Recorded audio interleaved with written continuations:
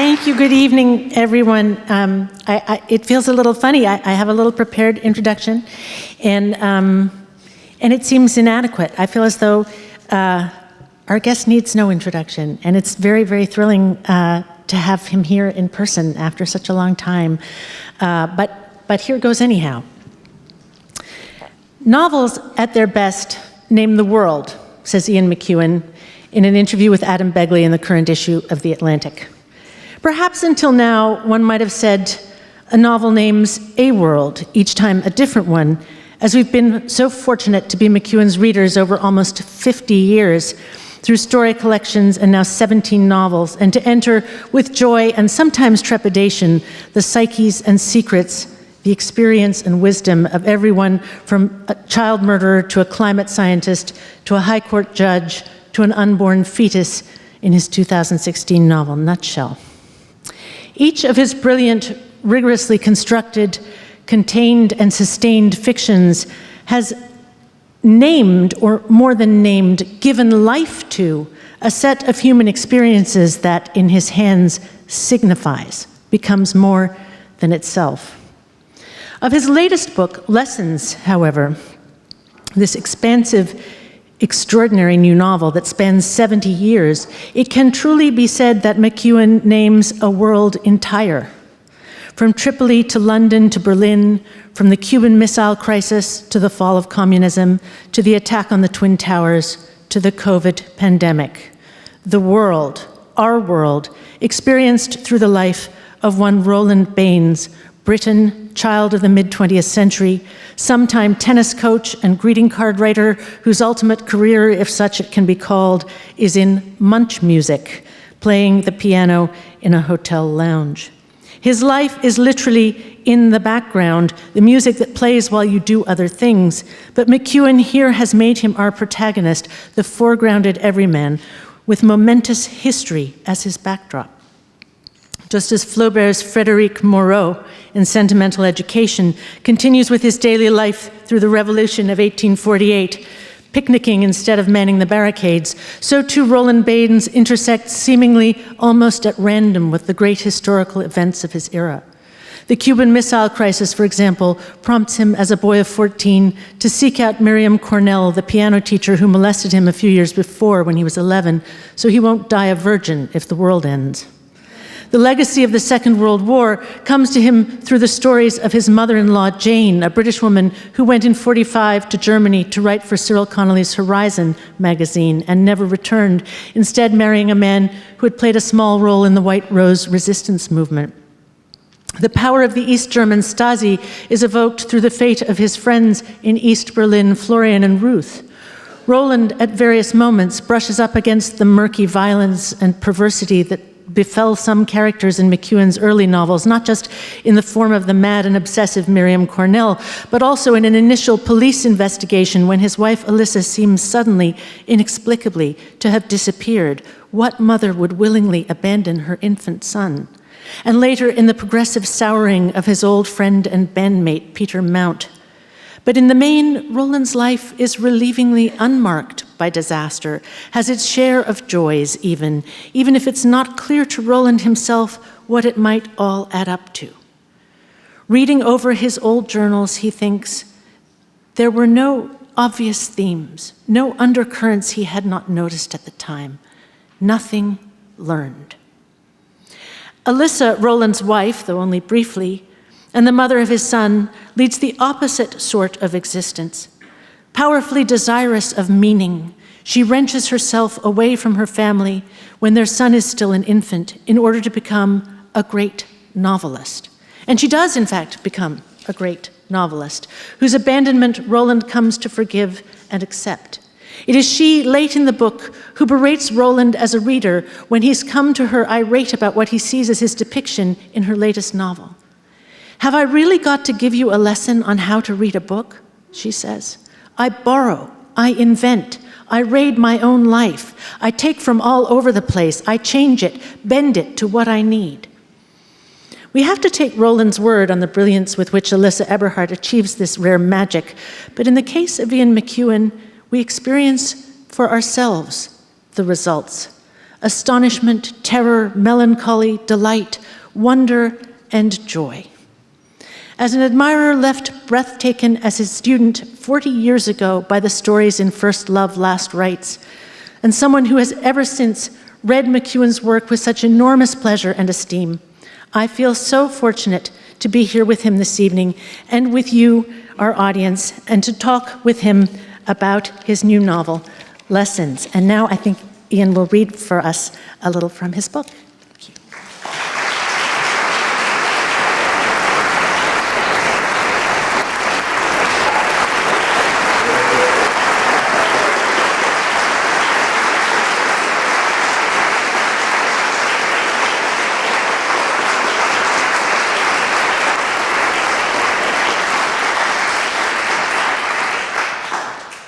Well, thank you for that welcome. I don't know if you've seen, well, no, I won't go into that. In 50-odd years of writing, I can tell you that there is no greater pleasure than to hear good words from a fellow novelist and writer. So thank you very much, Claire. I can tell you, it's much better than a review. I'm going to read from the very beginning of this novel, so I don't have to set it up for you. It sets it up on the page. But I'm just going to read to you 6 words from the very end of Finnegan's Wake. I bet no one here has got to the end. So, in fact, if you were going to approach it, go to the last 3 pages. They rank, I think, with Molly Bloom's wonderful soliloquy at the end of Ulysses, most beautiful poetic meditation on life. And what Joyce writes is, first we feel, then we fall. And in some ways, this book is a meditation on those very words. This was insomniac memory, not a dream. It was the piano lesson again, an orange-tiled floor, one high window, a new upright in a bare room close to the sick bay. He was 11 years old, attempting what others might know as Bach's first prelude from the Book 1 of the Well-Tempered Clavier, simplified version. But he knew nothing of that. He didn't wonder whether it was famous or obscure. It had no when or where. He could not conceive that someone had once troubled to write it. The music was simply here, a school thing. Or dark, like a pine forest in winter, exclusive to him, his private labyrinth of cold sorrow. It would never let him leave. The teacher sat close by him on the long stool, round-faced, erect, perfumed, strict. Her beauty lay concealed behind her manner. She never scowled or smiled. Some boys said she was mad, but he doubted that. He made a mistake in the same place, the one he always made, and she leaned closer to show him. Her arm was firm and warm against his shoulder. Her hands, her painted nails were right above his lap. He felt a terrible tingling draining his attention. Listen, it's an easy, rippling sound. But as she played, he heard no easy rippling. Her perfume overwhelmed his senses and deafened him. It was a rounded, cloying scent, like a hard object, a smooth river stone pushing in on his thoughts. 3 years later, he learned it was rosewater. Try again. She said it on a rising tone of warning. She was musical, he was not. He knew that her mind was elsewhere and that he bored her with his insignificance. Another inky boy in a boarding school. His fingers were pressing down on the tuneless keys. He could see the bad place on the page before he reached it. It was happening before it happened. The mistake was coming towards him, arms outstretched like a mother, ready to scoop him up. Always the same mistake, coming to collect him without the promise of a kiss. And so it happened. His thumb had its own life. Together, they listened to the bad notes fade into the hissing silence. "Sorry," he whispered to himself. Her displeasure came as a quick exhalation through her nostrils, a reverse sniff he had heard before. Her fingers found his inside leg, just at the hem of his grey shorts, and pinched him hard. That night there would be a tiny blue bruise. Her touch was cool as her hand moved up under his shorts to where the elastic of his pants met his skin.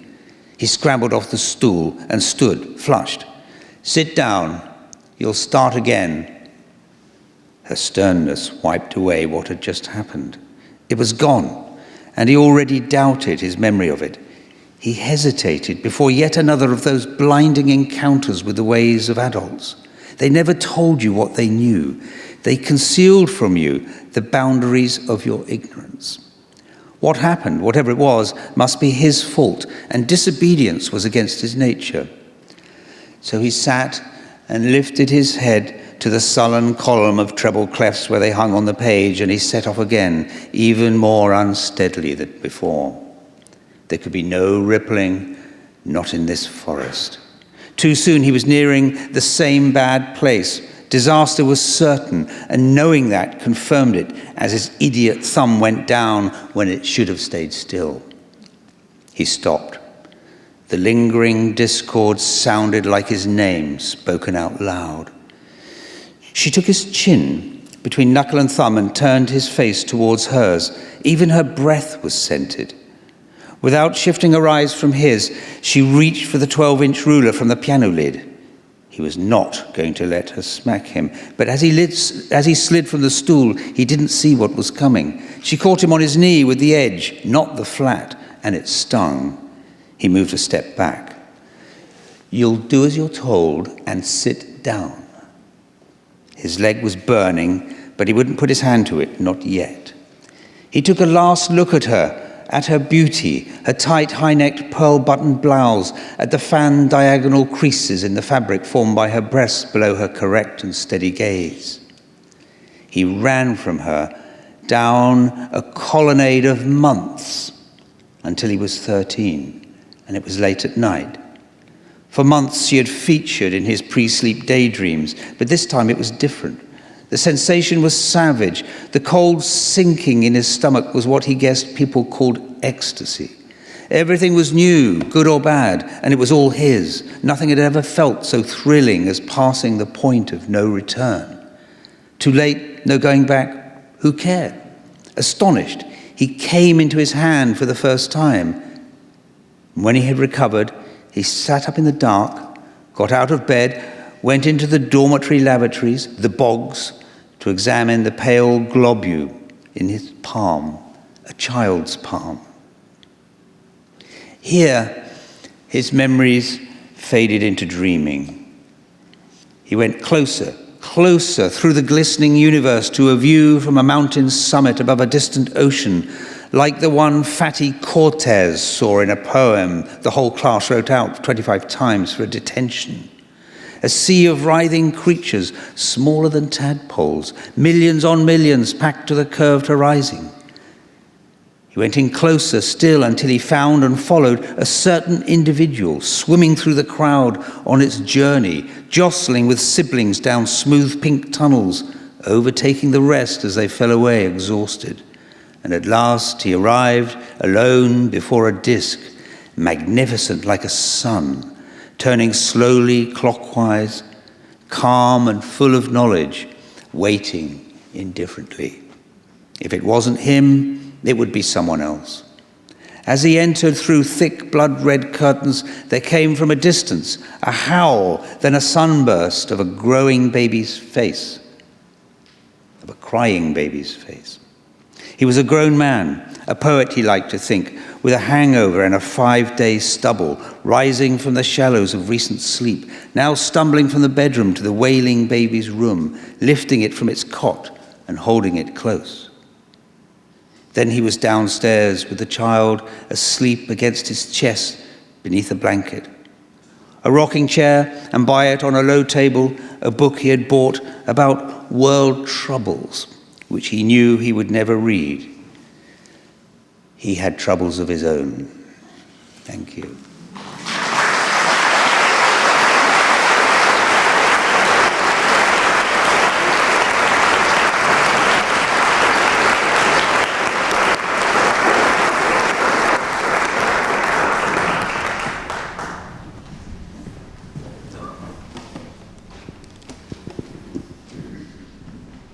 Thank you for that reading.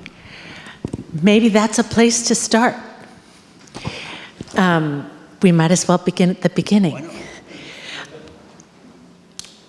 There are many, in that passage, there are many layers, the past and the present. We experience his dream, his memory, awaking insomniac memory as the present, and only later understand, which is in itself probably neuroscientifically interesting, right, about how we experience time and memory.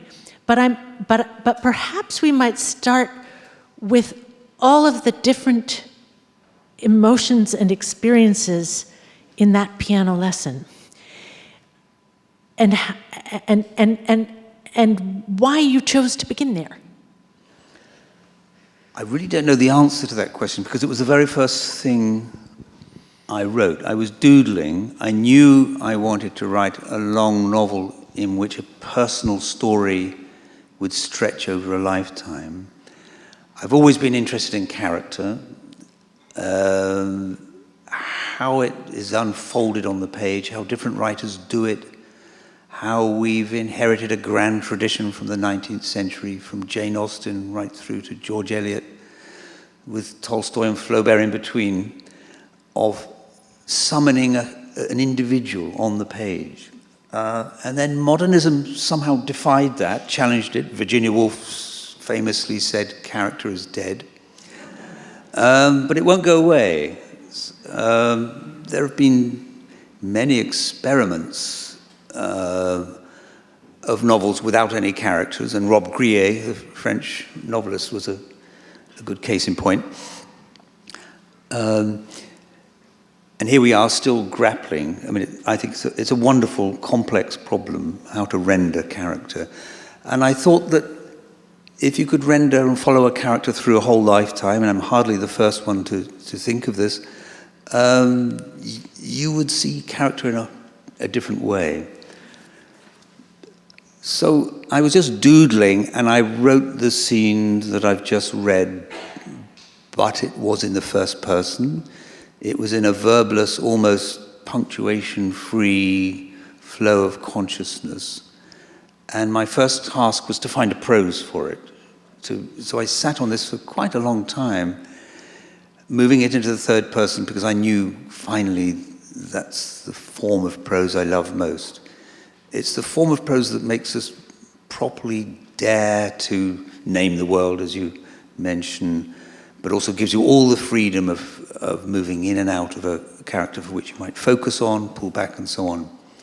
So there it stood, and I thought, this boy is me and not me. I was never abused when I had a couple of years of piano lessons, but it was that room, and it was definitely that school. I also sensed after a while that it was 1986, and it was the time of the Chernobyl disaster.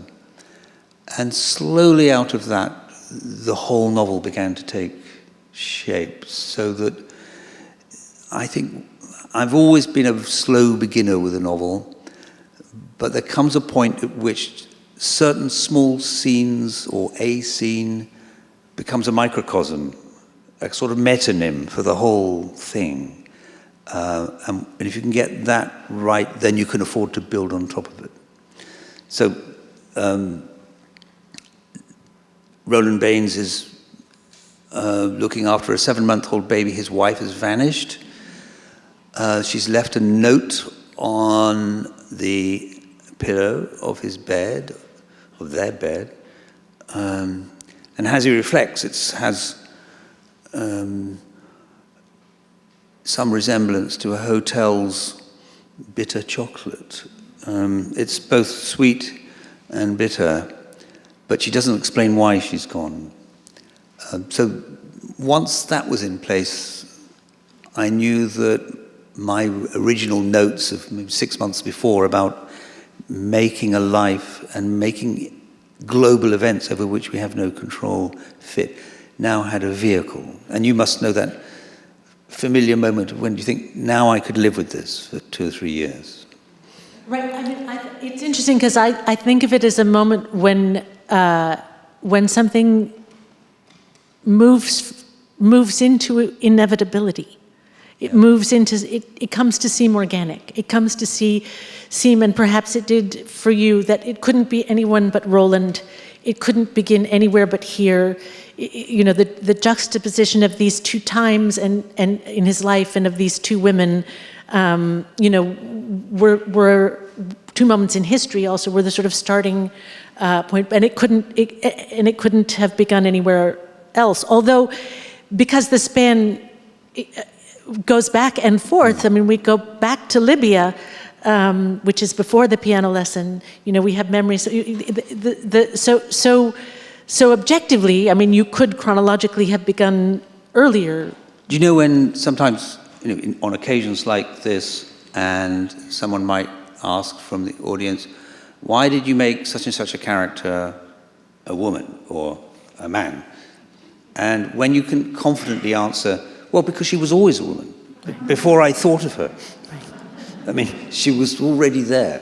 That's the kind of organic sense that, I mean, let others judge whether we've succeeded. I mean, that's another matter.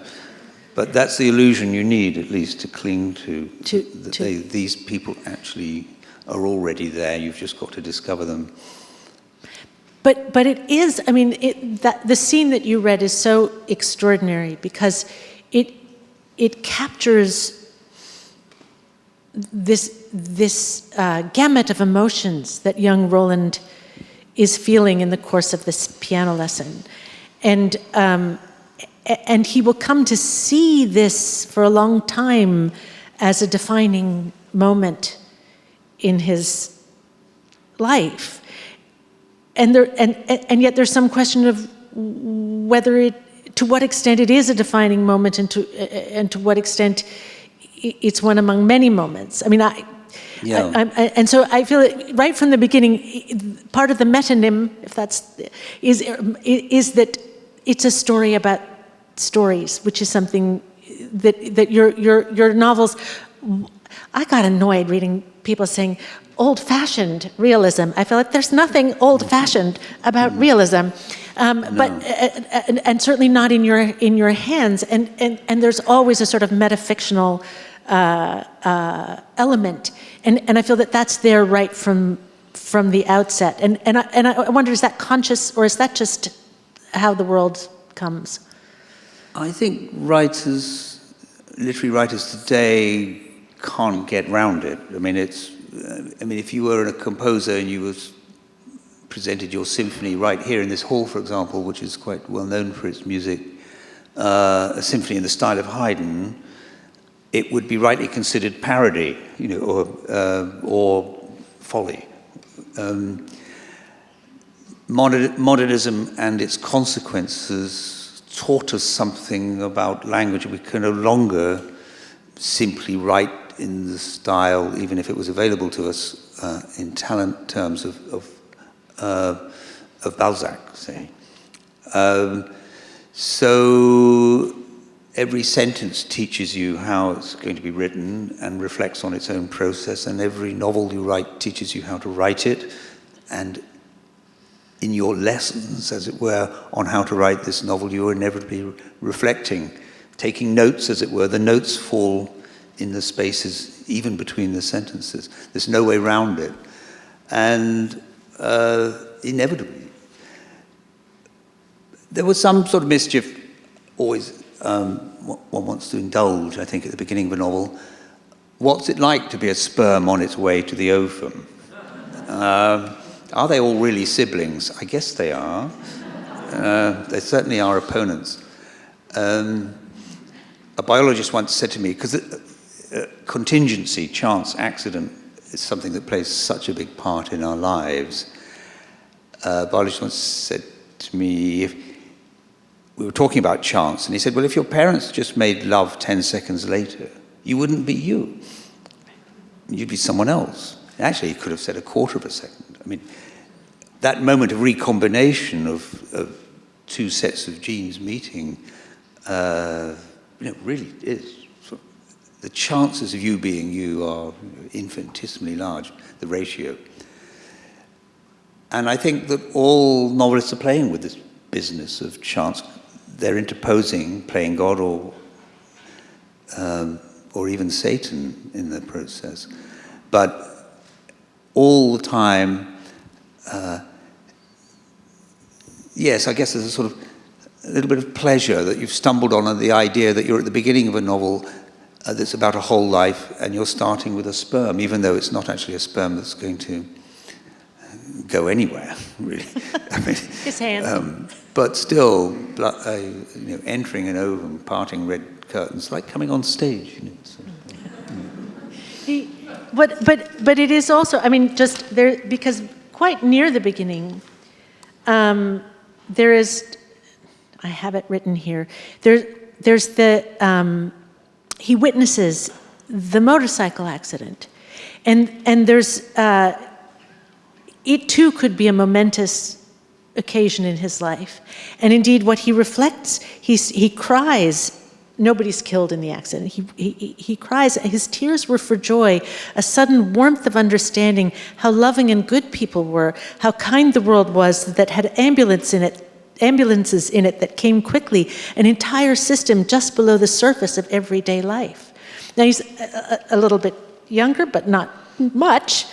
He's 11 at that point. Right, just 11. And I feel like that probably isn't an apprehension that he carries with him to his dying day. He remembers, we know that he remembers the event to his dying day, but that beautiful faith that the world is good and kind and there's an entire system right below the surface that is going to make everything right, that one doesn't stay with him. No, I think it's one of those lessons we unlearn, or rather we add to. It's not only that, because I think it's also, I mean, if you are at the scene of an accident and paramedics turn up and start doing their thing, it can be very, very moving, actually, that they do want you to be okay. And there is a bit of system. It might be falling apart, it might be chaotic, it might be too expensive, whatever it is. There are people working in that system who didn't build the system, but they're doing the job. But yes, loads of other things pile in on top. And I have to say that scene, so this is just before Roland actually goes to boarding school, actually happened to me. So it was the first scene in the novel in which I did what Lissa, who you very kindly quoted from at the end of the novel, when she gives her little tutorial to Roland. This was my first raid on my own experiences. I was walking along with my father. We were just arrived from North Africa. We heard this mighty bang, and I turned around to see a man flying through the air. He was a motorcyclist who had a head-on collision with a car. And he flew about, I guess, 30 or 40 feet, and landed on the road. And my father rushed across, and I sort of followed in his wake. And then ambulances came, but all sorts of passers-by, too. It wasn't just everyone piling in, a woman trapped in a car crying. And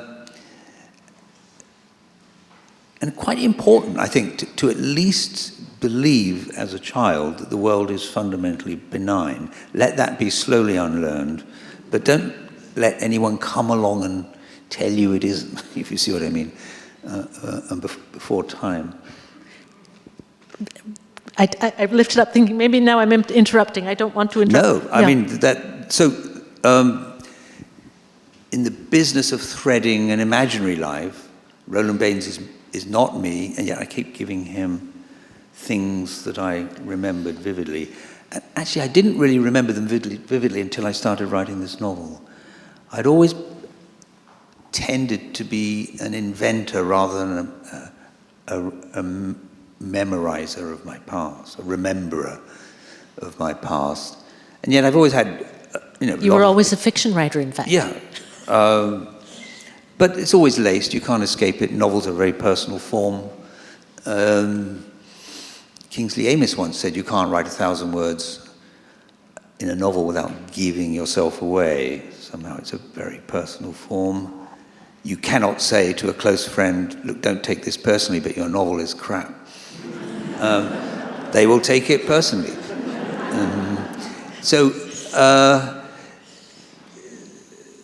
Dickens raided his childhood across 7, 8 novels. Updike was a great, he remembers the names of all the kids in the playground. Bella was the same, Toni Morrison was the same. They really delved and brought up, I think, wonderful, strange fruits. This was the first time for me where I actually tried to set down things that happened, thinking, well, I don't really remember that as well as they did. But oddly, it stirred things up in that way. But it's interesting. I haven't talked much about this novel yet, and I certainly haven't talked about that scene at all. But that was the point at which I thought, this is how I'll proceed. There are many scenes in this novel and a few very important confrontations that happen much later in his life. And I did an odd thing, and I wonder what you think of this, Claire. I knew they were a year ahead in writing time, maybe, if things went well, but I didn't want to think about them, and I didn't want to take any notes about them. I didn't want to have any thoughts. So when Roland, 45 years later, goes to confront that piano teacher, Miriam Cornell, she's now in her mid-60s, he's in his mid-50s. She's quite well off. She made a good marriage. Her husband has died. I wanted to go to her house with Roland and ring the doorbell and write the scene to find out what would happen. What happened? I had no idea when I started that. Likewise, when Roland, much later, goes to see the wife who ran away and has become Europe's greatest novelist. She lives alone in a rather gloomy house not far from Munich. I based it on a visit I once made to Patricia Highsmith's house.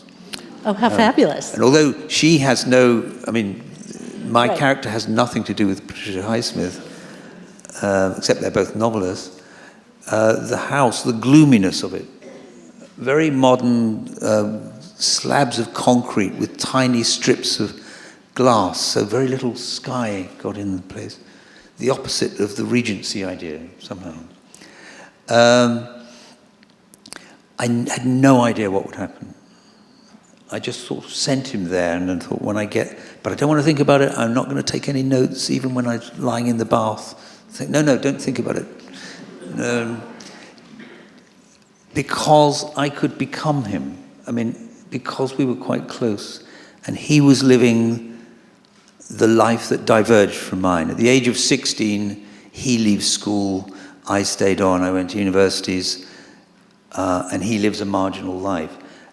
And I reckon he lives the kind of life I could well imagine if I had not become a writer. I was quite determined at the age of 20, 21, never to get a job.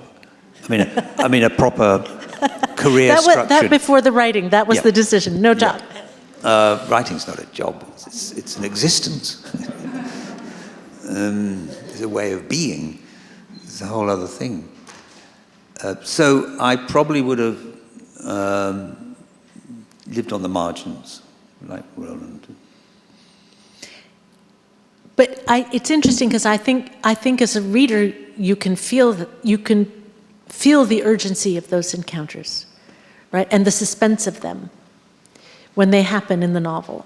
That the fact that you didn't, that they weren't, as it were, planned in some way. That the outcome was your discovery as you wrote. As you went into the scene on his shoulder. That I think that makes those scenes the more thrilling. There are many places in your fiction where I have been breathless, but those were both places, where I found I was holding my breath and thinking, is he really going to do that? Are they really going to have that? Particularly with Miriam Cornell, is he really? Is it really going to happen? And I could, you feel the amazement that he feels too. Well, it's extraordinary. I mean, you have to get to a certain age to have this experience, to meet people from your youth, childhood, and you haven't seen for 30 or 40 years. I guess school reunions or whatever, Gaudis, always have an element of this, and you've got to keep the look of shock out of your face as some bald, hunched geezer staggers towards you and says, "I'm Michael."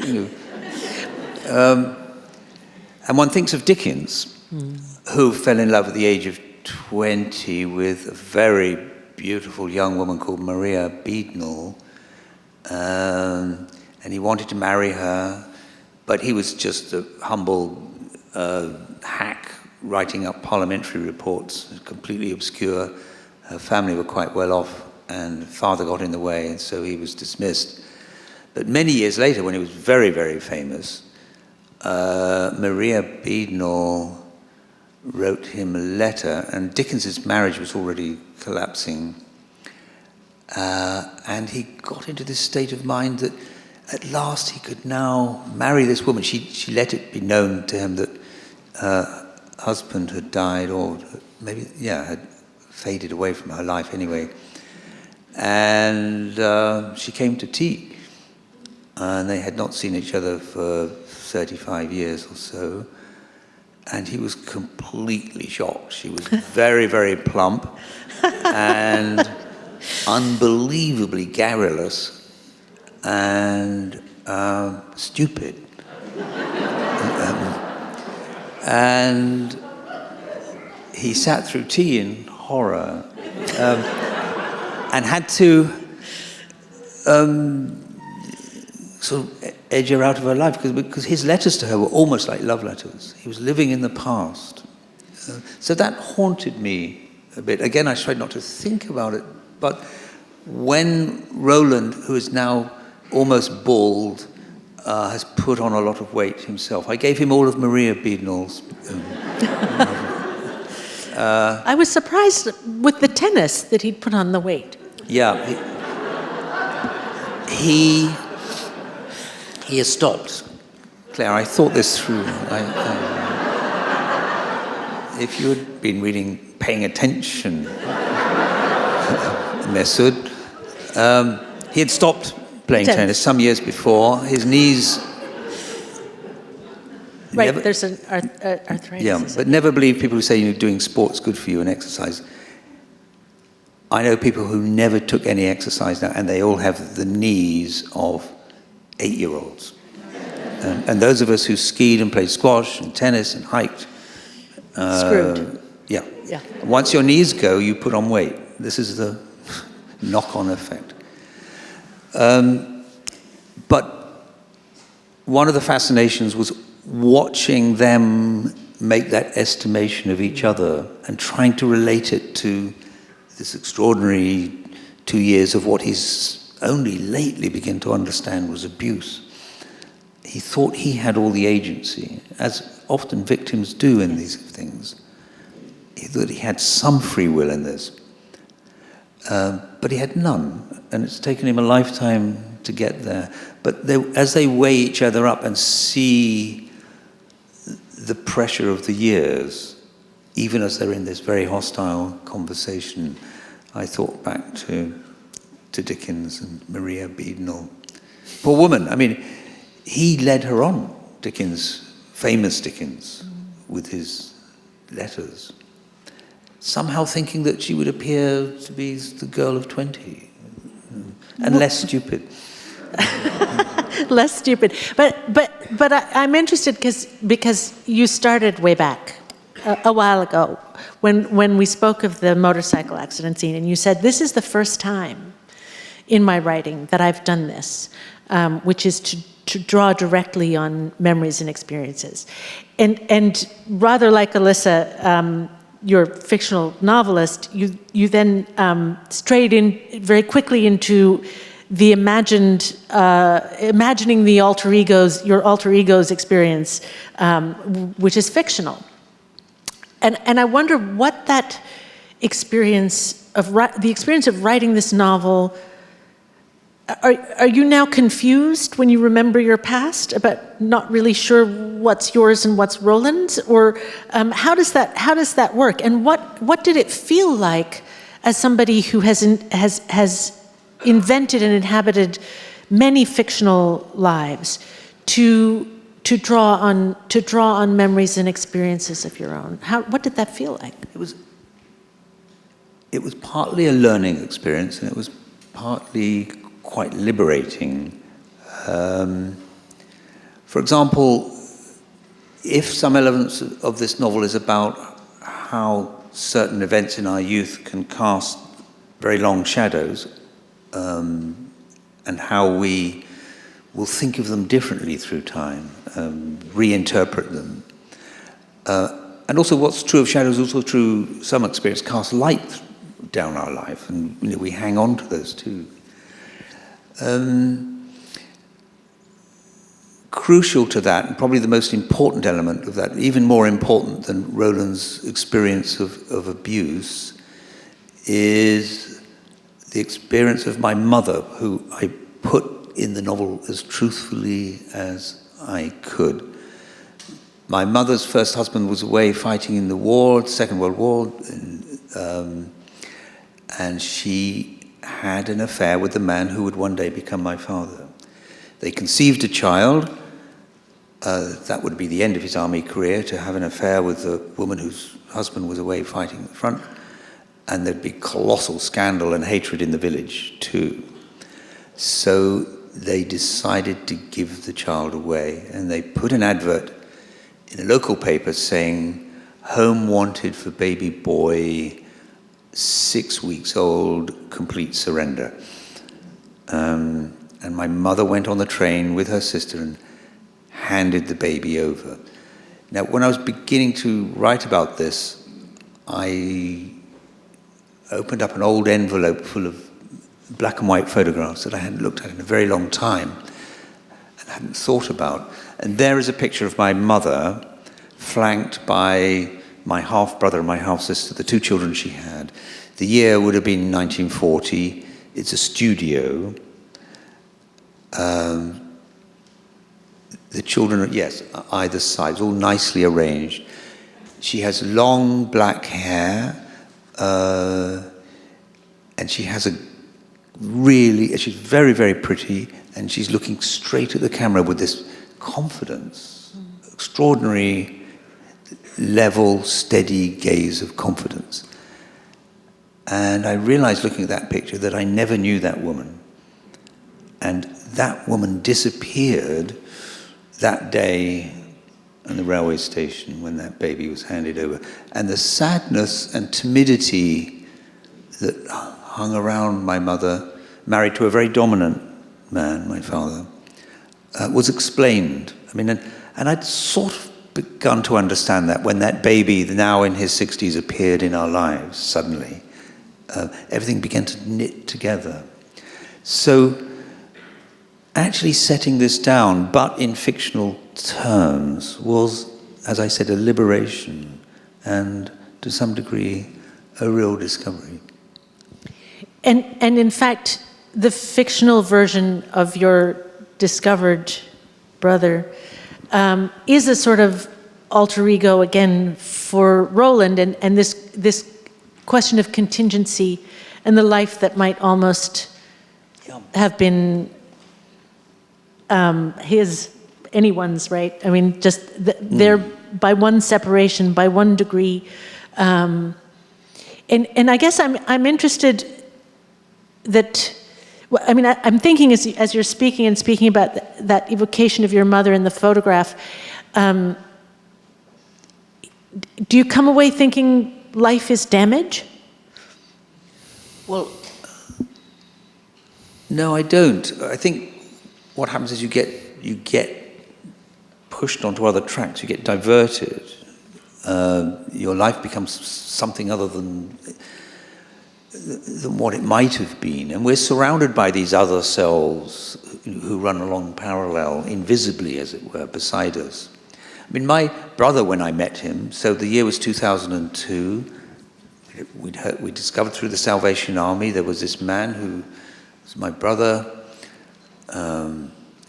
wanting to be in touch, and I met him in a pub, and learned that he left school at 15. He was apprenticed to be a bricklayer. He'd been a bricklayer all his life. He was clearly highly intelligent. His life had diverged from mine, and mine was entirely accidental. My father happened to be in North Africa. There were no schools for the British children past the age of 11, so I was packed off to boarding school. By chance, it happened to be a wonderful boarding school, run by the state, semi-experimental, classless, which takes some doing in Britain. It had bohemian kids. In fact, I think one of them is in the room tonight. A very good friend. From more bohemian families, and then working class kids, often from single families, but sons of generals and ambassadors even. So that was an incredible stroke of luck. I could have easily been sent. I think the first place the brochure was shown to me was a place called Wellington, which was a really grim, then at least in the 50s, school for sons of army officers. And I would have, I'm sure, perished there. I would have run away, I'm sure. So confronting my brother in those first 2 or 3 hours, and I said, let's give each other a picture of our two lives. So it was almost as if I was talking to Roland Baines, who had diverged from me at that age.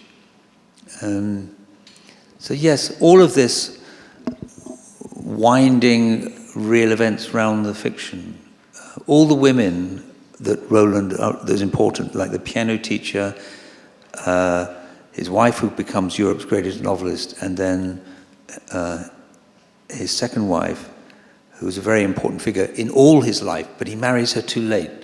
He's always putting it off. And she's a highly capable person who has a death that I guess into which I poured all the deaths of friends that I've had. I mean, all the... It's an extraordinary section. There's a extraordinary thing once you get old enough and you start to build up an army of, small army, a platoon rather, of dead and dying friends, and they become your book of the dead. I count myself a rationalist, but I can never strike them out of my address book. My address book becomes a book of the dead. That all those deaths are very long narratives of operations and hope, and it's getting better, and then it doesn't, and then it is a bit, and then it isn't a bit, and they all diverge in all kinds of extraordinary ways. And one's always amazed by people's courage, too. So I put a life's experience. I think the first significant death was a rather wonderful British novelist, a woman called Verity Bargate, I used to know very well.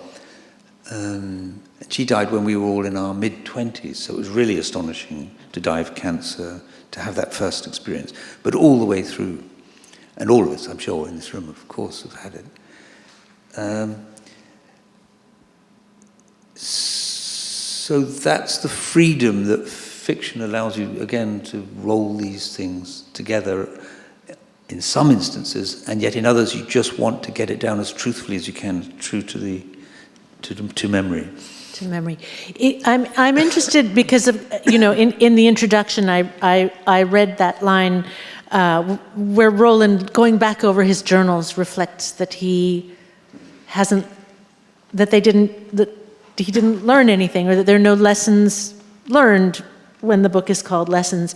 And I was thinking about his irreligiosity, the fact that there's the wonderful line that his disbelief is so complete that even atheism bored him.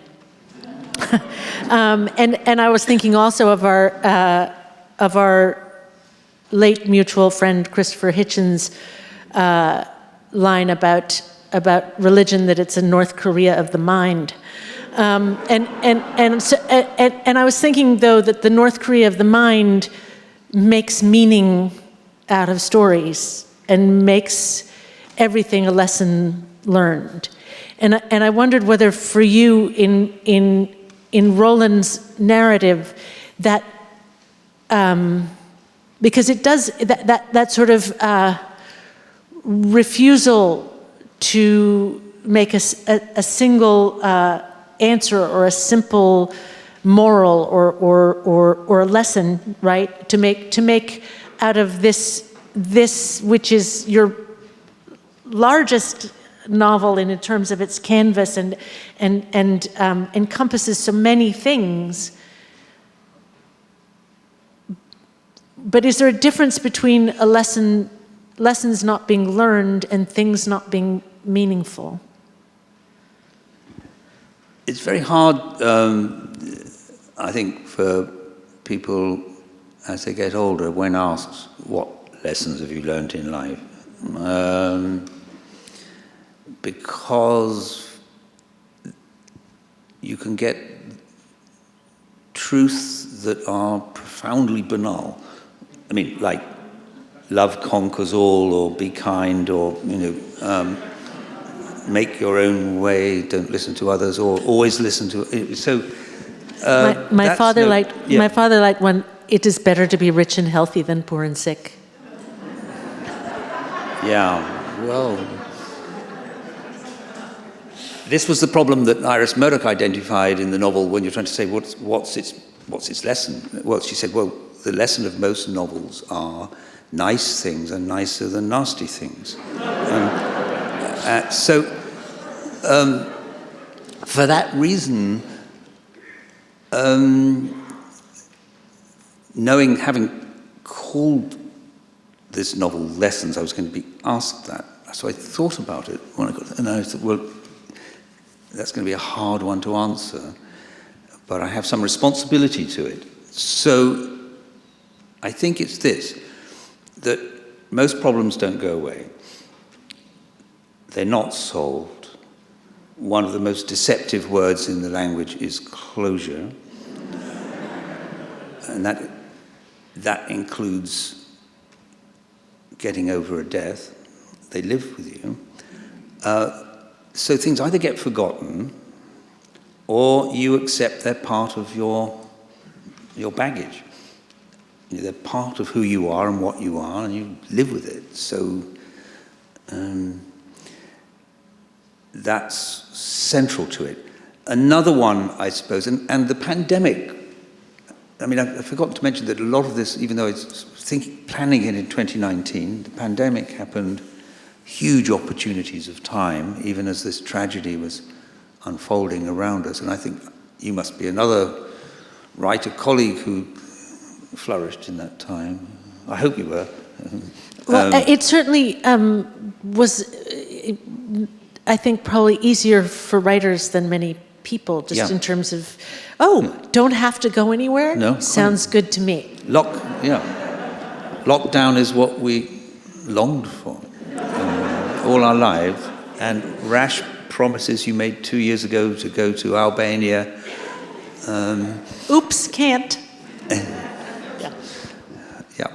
So I think that for all of us, though, not just novelists, part of the experience of being cut off from family and friends was the sense that lots of people were thinking about the past. And I have this theory that how we become what we are really starts in our mid-30s, when you've had enough practice at being an adult to start giving yourself some kind of analysis or narrative. Someone told me recently how they hate this word narrative in when novelists are on platforms. So I took that personally. But what your childhood was, whether your parents loved you properly or not, or at all, what your adolescence was like, how you made that difficult journey or interesting journey from adolescence to adulthood. I think your first major perspective comes in one's mid-30s. But the story keeps changing. Note how much more forgiving you are of your parents if you then happen to become a parent yourself. So the other lesson, as it were, of lessons is the shifting nature of that story, of all those stories that we like to tell ourselves. But I remember very intense conversations in my mid-30s about what my parents were, or who I was, how I was different or not different, how I struggled to escape, how I got away or didn't get away, all of that.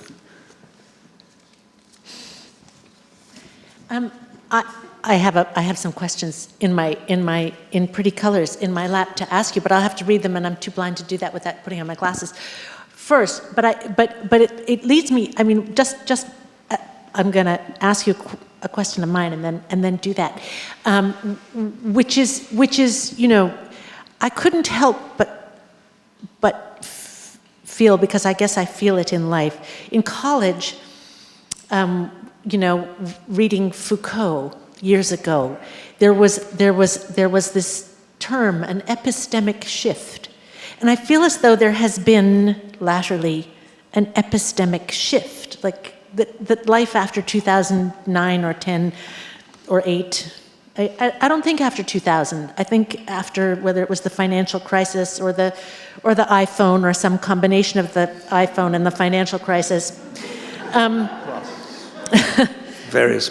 But basically, the world the world is different than it was, and it's something that Roland, I don't know about you personally, Ian McEwan, but Roland experiences it, and reflects on the fact that he's not sure how much it isn't entirely recognizable to him, and I wondered whether that was something that you were thinking about when you embarked on this novel, when you wrote this novel, which has this has this long span, but is also a span of a particular moment, which is from the post-war, and in this case, but to the present, but through a period. I think it was Alain de Botton who writing about rising intolerance around the world, said, we thought things were teleological and we were moving towards a better world, something that Roland certainly experiences in 1989 and just after. But in fact, we lived in a small, bounded, halcyon era that has now come to an end. And I don't know whether that's something that was in your mind as you were writing this. Yes, I mean, I think the essential criterion of that is, are our children having a better life than we did? And that was always the assumption that it was going to get better and better, and there'd be more opportunities, not fewer. And for Roland, I did share with him my gathering foreboding, but it's problematic in that, and perhaps this is another lesson learned about the ways in which we struggle to compartmentalize. So you might have moments, as Roland does, when it's the end of one of the lockdowns, his son comes with his German wife and 2 grandchildren. It's a summer's evening, the windows are open, they're having dinner, the children are asleep. But they're talking about the climate emergency. And at the same time that he's just thrilled by the pleasure of their company and the love, and he's made this very intense relationship with the 8-year-old granddaughter who's teaching him German. He learns German all the way through the novel. It's a never-ending project. try it. And yet they're talking about the methane, the particular, his son has just been to investigate with permission the methane being extruded from Russian oil wells in Siberia, and they've seen fires in the tundra. These two things running parallel. But yes, he sees this arc of colossal cultural, political optimism in the years after '89, and sees it at a long falling curve towards, and I just chose from random, and I could have chosen other things, the assault on the capital of January 6th last year, when I think, for the West at least, the continuing existence of the American Republic now hangs in the balance. That would have been inconceivable to be thinking of that in the 90s. Had I gone on writing this novel, then there'd be Ukraine, and I mean, there'd be plenty of other things too. Always there's a little voice in my head that says, there was a lesson learned from the great British critic, literary critic, Frank Kermode, who wrote a book called Sense of an Ending, that we're born in the middle of things and we will die in the middle of things, and something in us rebels against this, and we think because we are falling, civilization is falling too. And he thinks it's as powerful as hearing the clock on the mantelpiece. It's actually saying tick, tick. But it's very hard once you get it in your head that it's saying tick tock. Basically a narrative.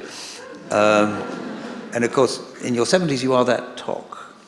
You die in the middle of things and you think that everything must fall with you. But that doesn't mean it's not going to fall. That's the other problem. Right. That's. I mean, I feel as though we're all living with that question now. Is it just me, or is it everything? Yeah. So I was given a challenge of a commission. I've never been commissioned to write a piece of fiction before, but I couldn't resist it. It was to write a short story that was optimistic about the future. Good for you for taking the challenge. Yeah. So I only based it all on entirely plausible extensions of what's around us. And just as a minor detail, there are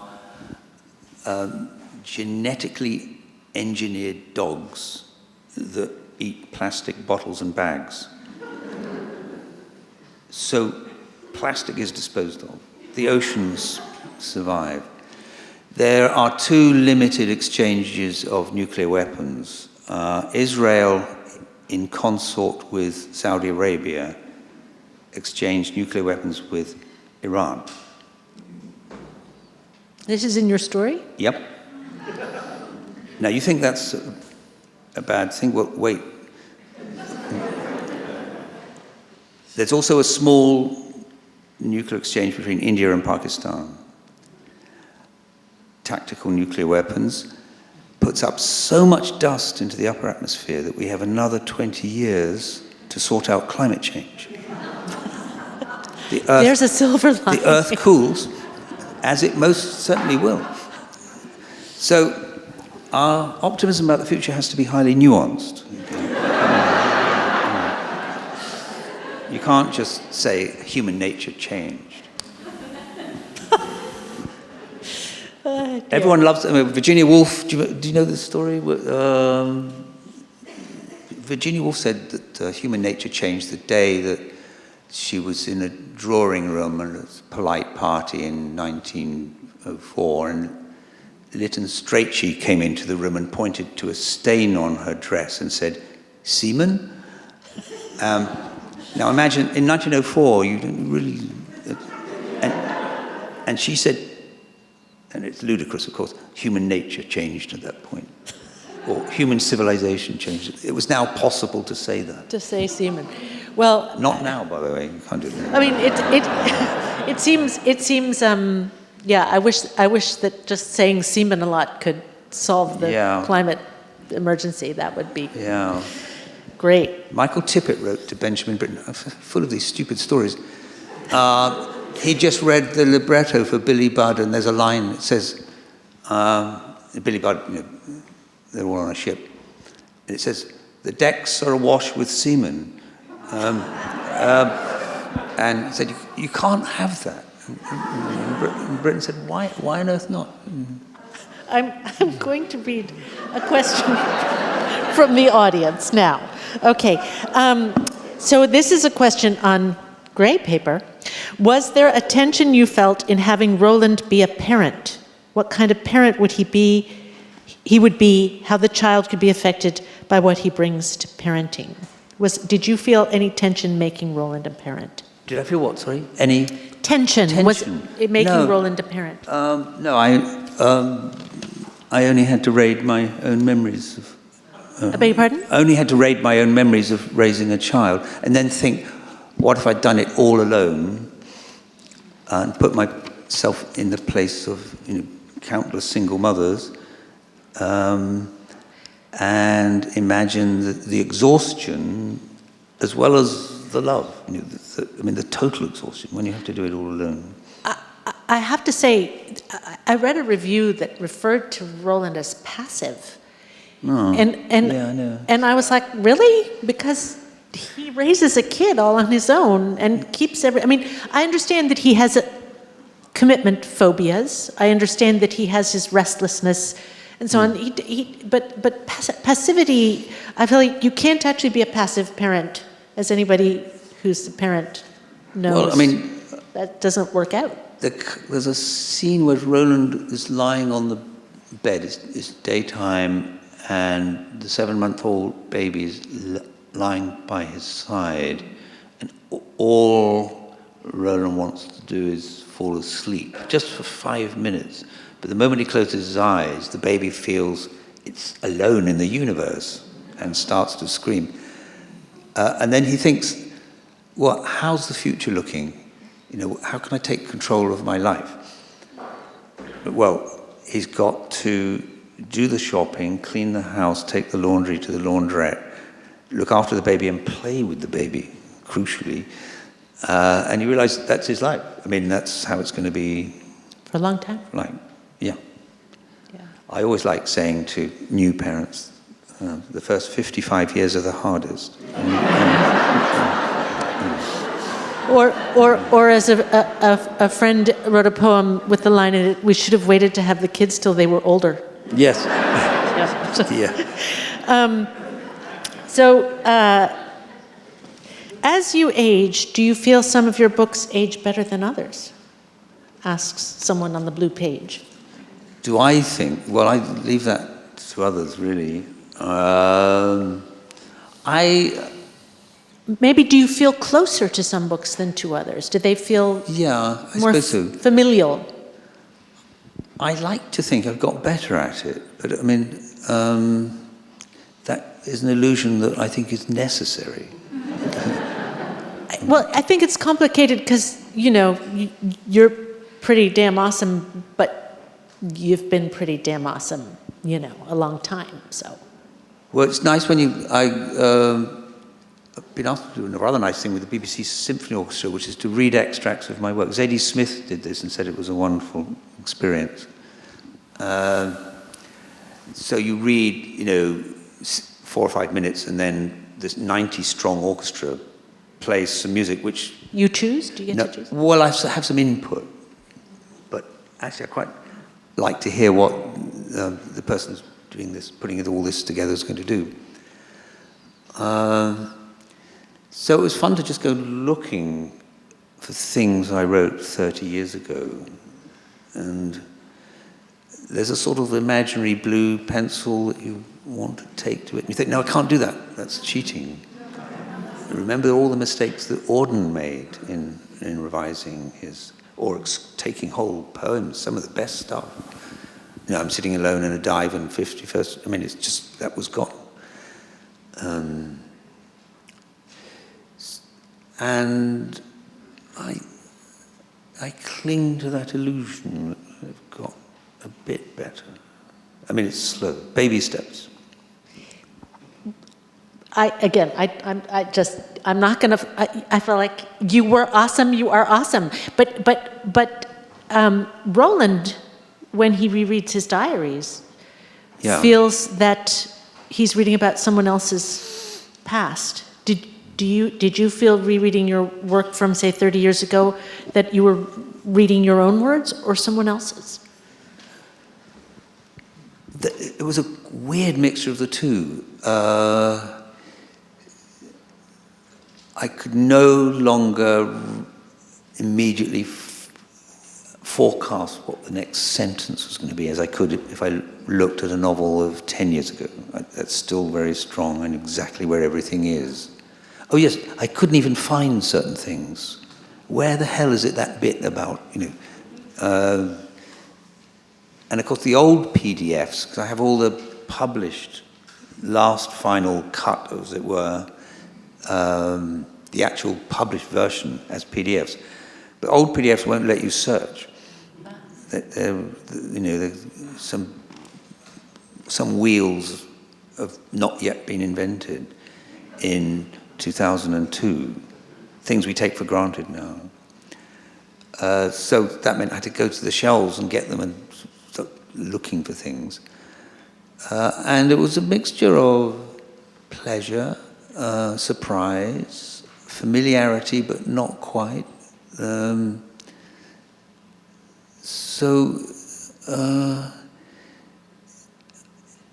Novels are long, and you live inside them for 2, 3, 4, 5 years, long enough to get a degree at a college or something. I mean, it feels like that. And for a while, they sit there completely yours. And I was writing about this for The Guardian the other day, and I remembered that lovely poem that Chaucer wrote as a dedication at the beginning of his tragedy of Troilus and Cressade. And I paraphrase here, but the famous opening line is, "Go, little book." He's sending it off into the world on its journey. And then he said, "Pray God thou beest understood." So looking at some of this work, I thought, was it understood? I can't tell. I hope so. I think so. I'd like to think so. I think of perhaps this is a moment to come to an end, but I'm thinking of that one, and I cannot quote it. It appears before my eyes, but of Bryony in Atonement in the beginning when she says, but she has this vision of language as transparent as a girl, right? That when you to write it and then to be read is for things to pass transparently from one person to another without misunderstanding, and that if you write it properly, things will be understood. And of course, life is much messier than that. It is. I mean, anyone who is foolish enough to read their own reviews knows that you're not often understood. Indeed. Yeah. What Bryony marvels at is that by inking symbols on a page, she can transfer thoughts from her head into someone else's head. We don't need the kitsch of telepathy. It is an extraordinary thing. Steven Pinker has a wonderful opening to his book of 20, 30 years ago, The Language Instinct.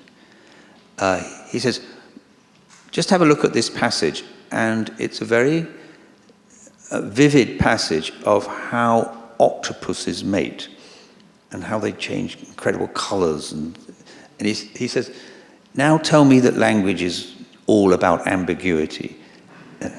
He said, you now have a very clear idea of how they do it. I mean, it was a very crisp piece of prose.